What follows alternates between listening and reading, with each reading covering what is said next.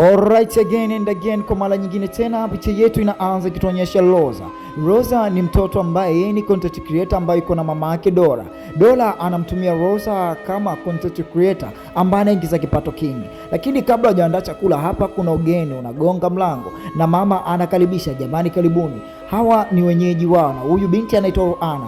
Ruana kwa kuwa aliona content nyingi za Rosa, kwa hiyo akataka selfie, na kweli Rosa alimwachia akamwambia, hakika nitakuwa shoga yako. Watoto wakakaribishana ndani na mama akakaribisha wazee wenzie, na kina Ruana waliingia hapa ndani na wakaanza kucheza. Kwa kuwa chumba hiki kilijaa vitu vingi, decoration za kutosha, kimepambwa na kila pambo la kila aina. Rosa alimpa mdoli kwa kuwa halikuwa hapendi kuongea sana.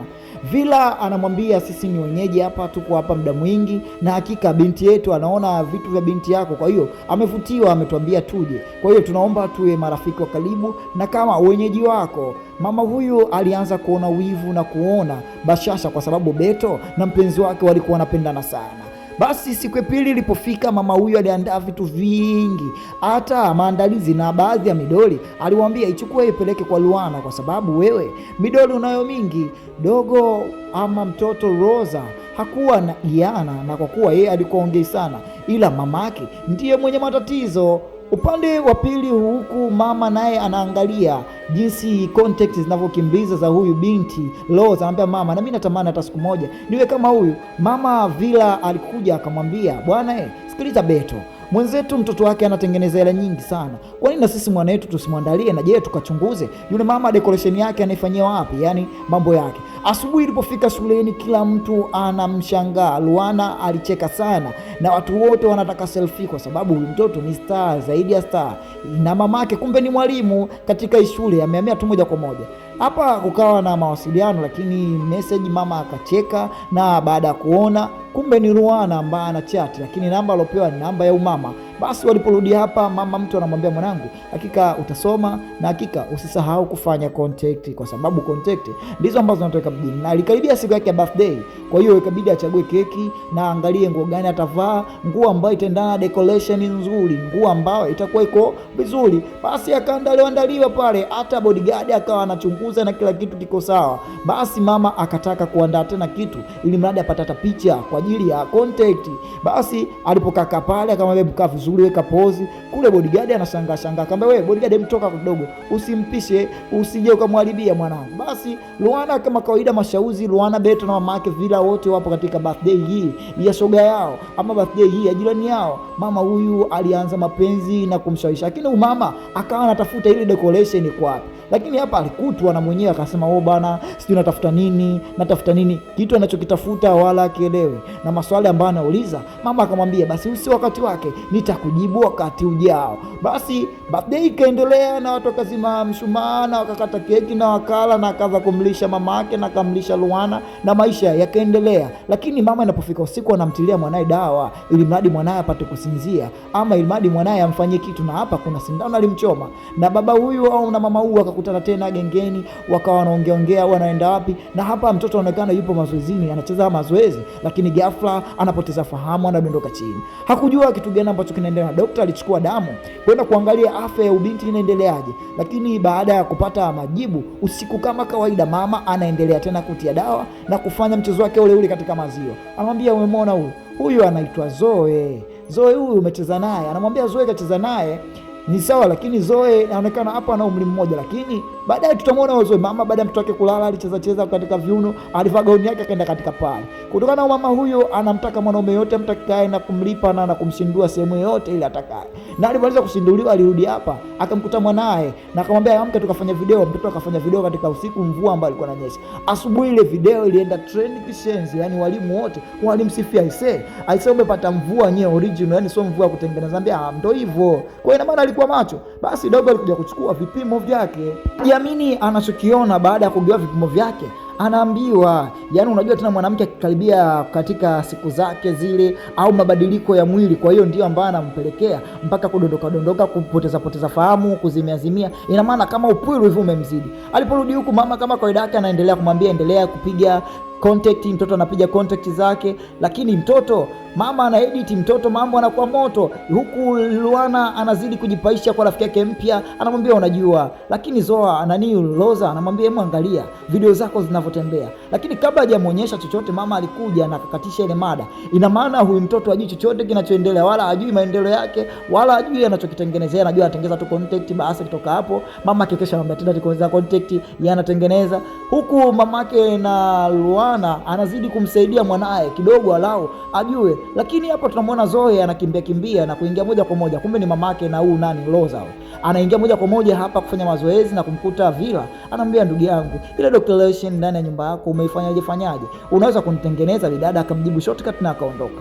Context za huyu mtoto zinakuwa za moto na mama hapa anajiproud. Basi majibu alipotoka tu, mama akajikataa kaenda kuchukua majibu ya mtoto wake, na hapa akamuita binti yake akamwambia, hakika sasa hivi haupo katika hali mbaya, ila ni mabadiliko tu ya mwili. Ina maana sasa hivi mwanangu ushakuwa mkubwa, sasa hivi miaka 18, kwa hiyo inabidi ujiangalie, inabidi ujitunze, si unajua tena ushakamilika kuwa msichana. Huku mtoto anaendelea content creator anaendelea, lakini mama mtu hamvunji tamaa mwanae, anamwambia hakika tutaona. Lakini usiku wa leo mama anamuingiza mtoto wake kijiti bila kujua, na kama ilivyokuwa kawaida alikuja baa hapa akakutana na Bebeto, wakapigana mabusu, kwa sababu alijua na umama ni kawaida yake kutafuta mwanaume yote anemtaka.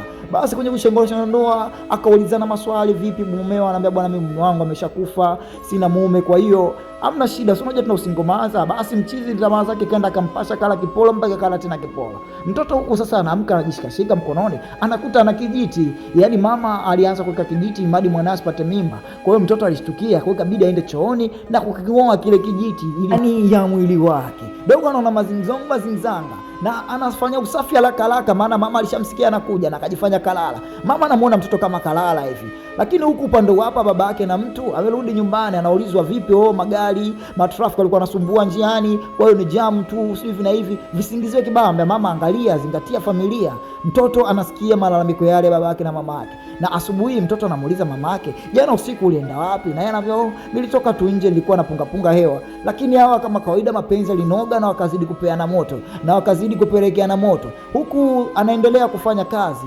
Lakini mtoto sasa hivi kama kuna jambo ambalo analiona tofauti, kama bwana nisikilize Luana, kama una simu naomba basi na mimi alau, ama niazime simu yako, kuna mambo kidogo nataka nifuatilia. Akamwambia hapana, sio nikuazime, nikupe. Yaani na maana wewe mama yako amekunyima simu. Basi kweli akampa simu, na kweli akaanza kufuatilia jinsi mabadiliko yake ya mwili jinsi yanavyokuwa, lakini ameficha sasa hivi kama anatumia simu. Lakini hapa alimcheki Zoe kwa sababu mama yake alimwambia Zoe umezaliwa naye siku moja. Basi kweli Zoe kwenye mambo yake wakawasiliana na Zoe wake imadi onani, lakini hawa waliendelea kupelekeana moto.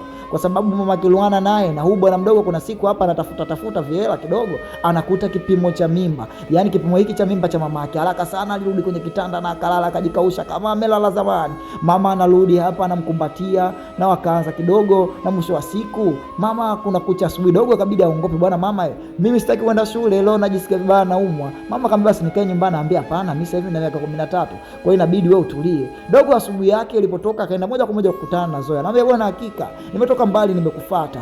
Kabidi wakumbatiane na wakabidi waongee. Akamwambia bwana mimi nitachukua nyumba hapa karibu na hapa nyumbani kwangu, si unakumbuka kwa hiyo tutaenda pale kukaa kwa zamani. Kwa hiyo mimi najisikia raha sana.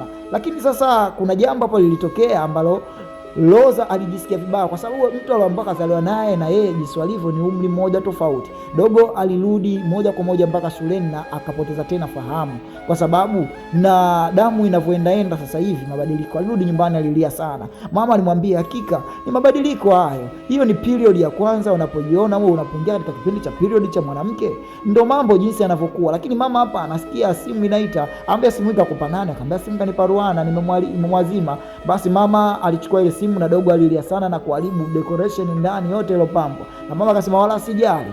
Na hapa mama kaanza kuchati na Zoe, bwana Zoe uko wapi hivi na hivi. Mwisho siku akutana na Zoe akamwambia bwana Zoe, wewe kwanza una miaka 18.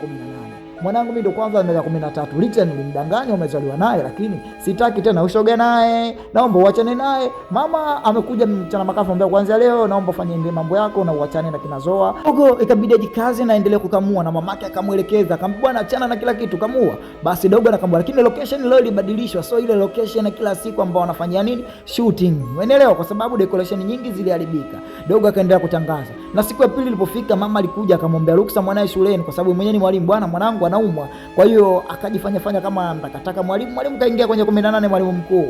Umeona, Luana alikuja akamuuliza vipi, akamwambia bwana kweli nimekumbuka, hebu shika simu yako kwanza, ila kwa sasa hivi hayuko sawa. Kwa hiyo bidada kwenye kupekua akakuta zile chatting za Zoa pamoja na Loza. Akamwambia bwana vipi, nimekuta chati zako hapa. Kwa hiyo ina maana ulikuwa chat naye. Akamwambia bwana kuna shida, lakini nahisi kwa sababu tulipanga kuonana, baada ya kuonana nikawa shida hiyo. Ndio maana inaonekana kama umetokea ugomvi hata location ambayo sasa hivi wanashutia. So ile mara kwanza, kwa sababu hawa wanajua Loza nani zao anapiga katika studio, lakini wanaangalia wanaona kama ndani ya nyumba. Sasa wakajua hawa sasa hivi wanafanya shooting ndani ya nyumba. Asubuhi mama anaita chai, Loza akamsukuma mama yake akataka kukimbia, lakini bibi mkubwa alimkamata na kumrudisha ndani na kumfungia mlango. Na breakfast asubuhi alikunywa chini ya kapeti, hakunywa katika ndani. Alipofika shuleni huku anamuulizia tena, anambia bwana sikiliza, huyu sasa hivi haeleweki, kwa hiyo inabidi uangalie namna gani ya kufanya. Na kweli alimrudia Zoa akamweleza, bwana mamake nimekutana naye kila anapomuuji ananijibu shortcut. Yote anasikia na kujua kama Loza yupo katika, lakini mumewe anaendelea kumchiti na mama yake na Loza. Basi mume alibadilika kupiga show, anatoka taratibu na Luana, anaona babake akitoka katika ile nyumba. Kama baba anamsaliti mama, na yeye akaona isiwe siri tena ama nisiongee. Lakini leo mtoto anamlaumu mama yake, anamwambia vitu vingapi umenidanganya? Umeniambia hata ile birthday nimezaliwa pamoja na Zoa, kumbe Zoa mwenzangu ni mkubwa kuliko mimi. Na vitu vingi ukaniambia, ukanipa mpaka picha, ukaniongopea. Ina maana wewe mama ni muongo sana. Mama ni muongo sana, hutaki nijue maendeleo yangu. Kwa hiyo mtoto alilia mpaka kalia tena. Lakini mama hapa anaingia na dogo alipojua mama yake Luana kaingia vila, aligonga lakini alishindwa kuonekana. Haya, hawa tena wakaja akamwambia bwana kamera hii ya nyumbani kwako inaonyesha hapa, lakini hakuna chochote ambacho tunakiona. Umeelewa? Kuna baadhi ya vitu watu wakaanza kushtukia, lakini mama anamletea chakula kimya msisi. Lakini leo hapa kwenye posti hii mpya kuna ujanja akaamua kufanya.